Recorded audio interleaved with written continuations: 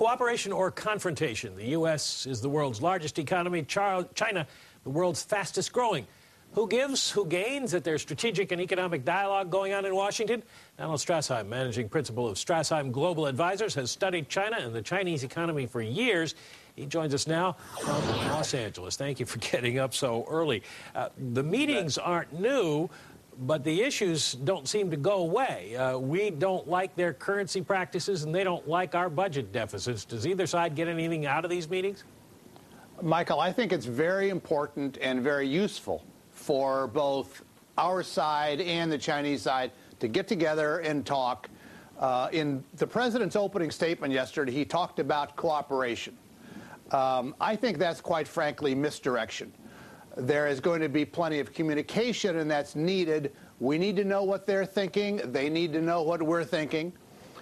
There's room for coordination of policy, but in the last analysis, our Congress and our president are not going to do anything that is in China's best interest that they don't think is in our best interest, and exactly the reverse applies for China as well. So cooperation is, I think, just not really very much in the cards. Well, how much are we at loggerheads? We are very much at loggerheads. I believe that U.S.-China relations are worse now than they were on January 20 when the president was inaugurated, for two reasons. The first of which is the global economy and financial markets have been such a mess that everybody is trying to export their problems, and accordingly, relations with all country pairs are somewhat worse. And secondly, I think the administration has fed this worse relationship partly with the Treasury Secretary's, I think, untimely and inappropriate remarks about currency manipulation last January. But haven't brought that up again, but relations are not very good. But don't the Chinese understand sort of the political pressures that the Obama administration, being Democrats, are under with the trade groups, the unions in the U.S.? They certainly understand that, and accordingly, I don't believe that they expect that they're going to have a great deal of influence on what this Congress and this administration do and how they behave. Well, what changes out of these meetings? Do the Chinese do anything about their currency policies? No.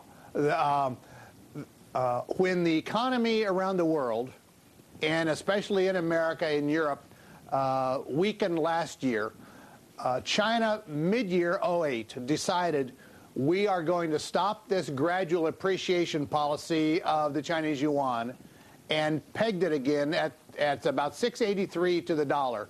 And it has been held exactly at that point for the last year. The currency value is made in Beijing. It's not made in the markets. That, in the long run, is unacceptable. And I think China knows it, but America does as well. Well, what about this talk of the Chinese wanting to use IMF special drawing rights as a global reserve currency? Is that a real threat to the dollar? No. They mentioned this really seriously the first time in January.